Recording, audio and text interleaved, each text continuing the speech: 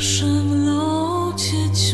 and welcome back in another episode of Rrotfiend Paintings. This time we're gonna get back to our minis from the Witcher Old World board game. This particular one is gonna be a Rotfiend, and as you can see on the reference card, it's got a kind of like a pale skin tone. However, the model has quite a lot of cracked skin parts that expose the muscles, and we want to have them stand off a bit, so we focus on that to expose those difference between the colors of the muscles and the colors of the skin.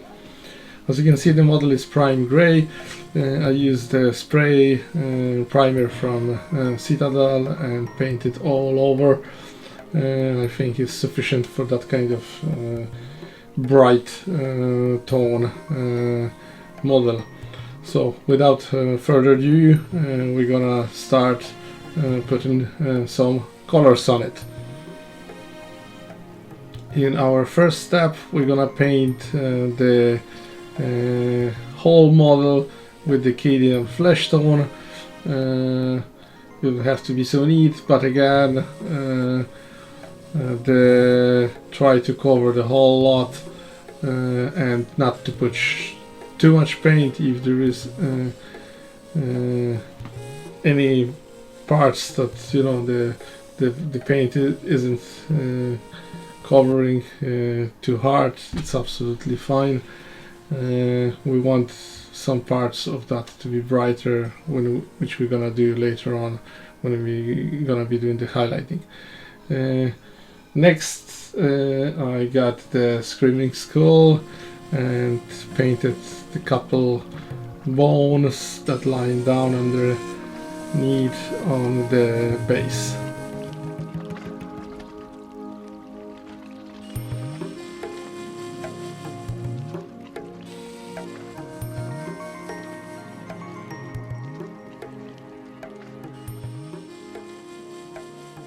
There is also a number of stones on the base, and we're gonna paint them now with the Ashen Grey.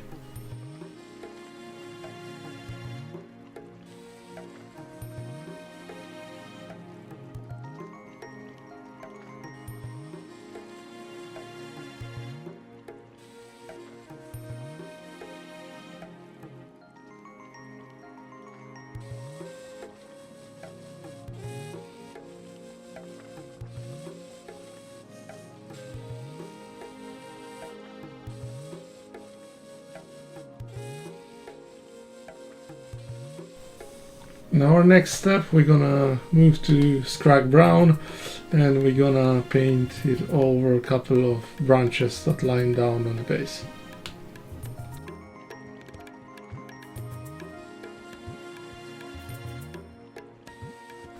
I'm also using this tone to paint the leaves.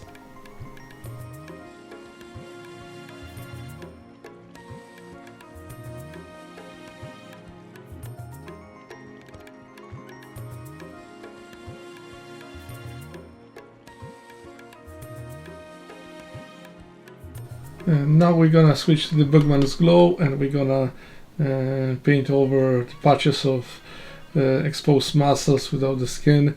Again, try to use very thin layers of that paint and use very watery paint for that. We don't want that to be too thick. The texture of the model is pretty cool, and we don't want to sink that with too much paint. We want to have that to be exposed as much as possible.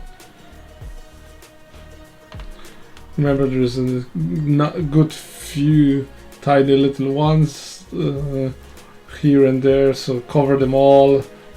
It's gonna be a nicer effect once we highlight all those little cracks on the skin and expose those muscles here and there.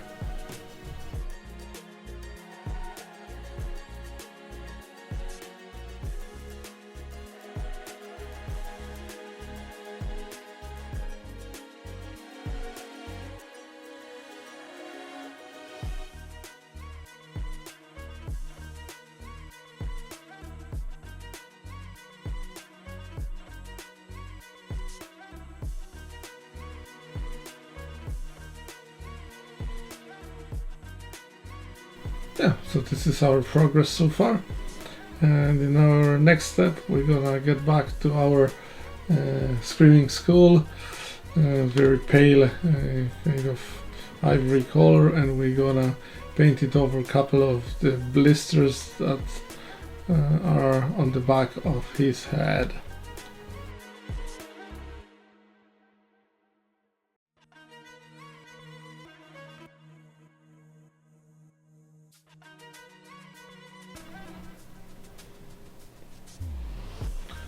Now I have to go back to the Bugman's Glow. I forgot to paint his mouth, inside his mouth, but you know, you can do it as one go as you do in the muscles, but you know, don't forget to cover them up. Now we're gonna switch over to the Typhus Corrosion Technical Paint, which I think is perfect for the muddy ground. I want that kind of texture on it, so I decided to use this paint to paint all over the base.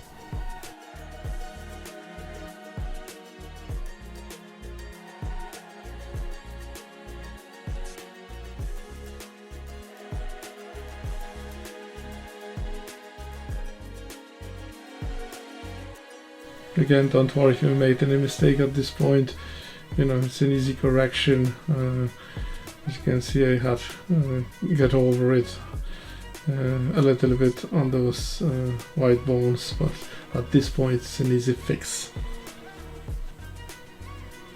Next, I switch over to the red tone from the Army Painter and put a bit of that wash on the muscle parts only. Try to avoid and not to put on the skin. You might put it on his mouth as well, but stay away from the skin. Again, if at this point you're gonna make a mistake and you know a bit of that wash gone over, you can still have a pretty simple fix. If you have your Cadian flesh tone on the palette. Next, we're gonna do the wash of his skin, and again I try to go only on the skin with this second color tone, and trying to avoid the muscles in this case. And please don't forget to wait until the red tone dries off completely. You don't want that those two very watery paints gonna start mixing, so one tone at a time. Once the red dries off, then we're gonna switch to that brown one. And we're also gonna put that Rrotfiend flesh tone all over the base. Yeah, so this is our model once it dries off, and in our next step we're gonna highlight a little bit those blisters on the back, and we're gonna do the eye. So for the eye itself, I decided to put our gray color first, just to fill it in that hole, and then I'm gonna point over very tip of the brush and do a vertical, kind of like a white vertical line on it. We have only one eye, which is good. The other one is covered with the fold of the skin, which makes the job a little bit easier. And again, it's a monster, so it doesn't have to be like the human eye, so I just converted to put the gray first and then the white stripe. Next we'll be doing the highlighting of the skin parts. So our first step is to put the thin layers of the pure Cadian flesh tone, and then in a couple of stages we'll be brightening it up with the Kislev flesh. and towards the end we're probably gonna put the pure Kislev flesh here and there.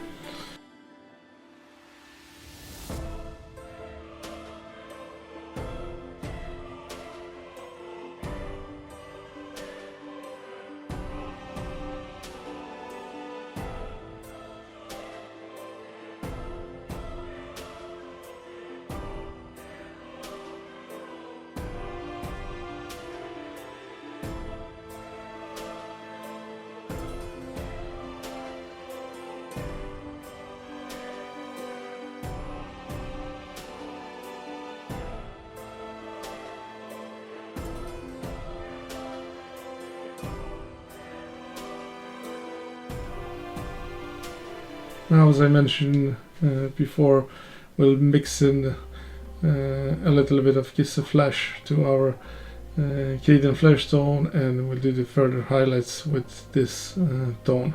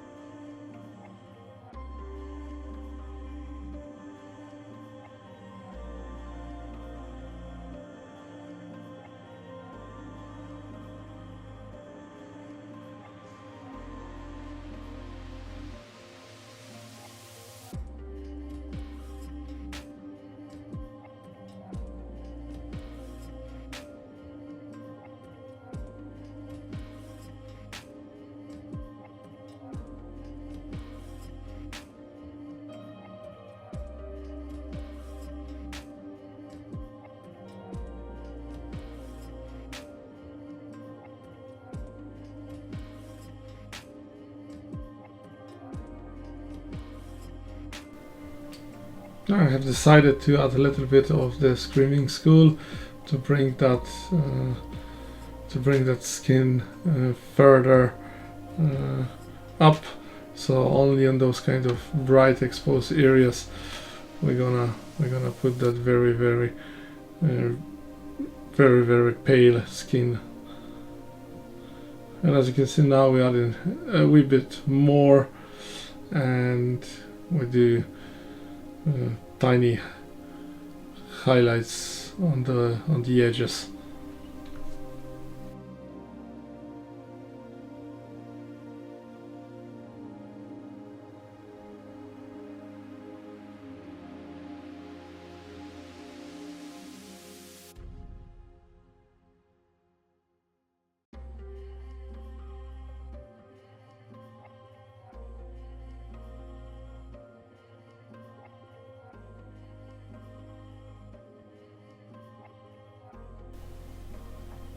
At this point we're gonna highlight his teeth, and we're gonna use the pure Screaming Skull for that.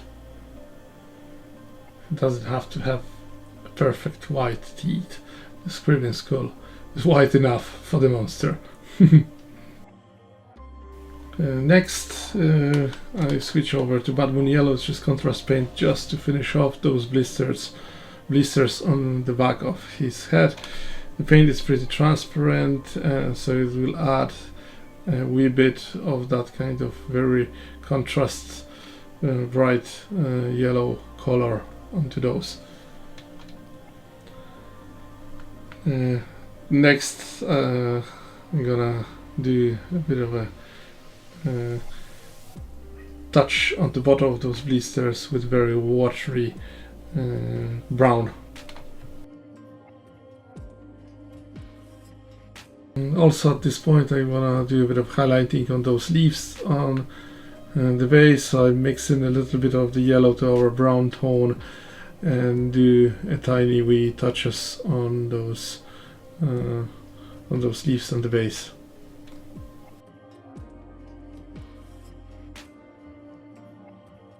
For Screaming Skull, and do a bit of a highlighting of those bones. I want to have them pretty bright whitening on the base. My next step is the layer paint called Rapstone Glow. It's a kind of a bright green tone which I mix in with our previous skin color, put it very, very watery pale, and put a wee bit of on the skin patches. I want to have that kind of like a green rotten patches here and there on this monster. So again, you might do it in a couple of stages and put in very, very, very small amount of the paint. If you get it in watery, you know, there's very little pigment that's going to stay on the model, and if you want to have that effect a little bit harder, you might put it just a pure green with very watery color as well on the very little parts of that skin, just to break up that pastel colors of Bookman's Glow and Acadian Flesh Tone.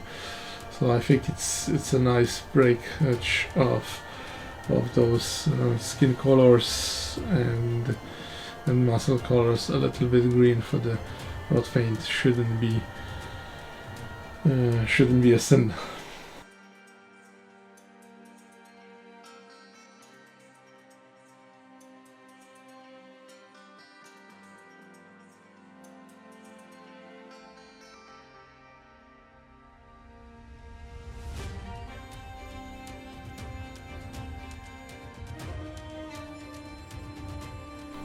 Now I move into Nogger's Rot. I want this monster to look more disgusting, so I want some stuff coming out of his mouth, some kind of sort of slime pulsy stuff. So I put in a couple patches on his skin, particularly on his leg, and a little bit on the base itself. Again, remember to do in a couple of stages. Once dry off, put another one. Just for a nice effect. Now, as usual, for the monsters, I put in a German Grey from Vallejo on the rim, and this is how the model looks so far. Once that's done, I put a little bit more of the yellow contrast on the leaves, just to have them a wee bit more of the autumn look. And again, don't put it too much, we don't want that to be too yellow.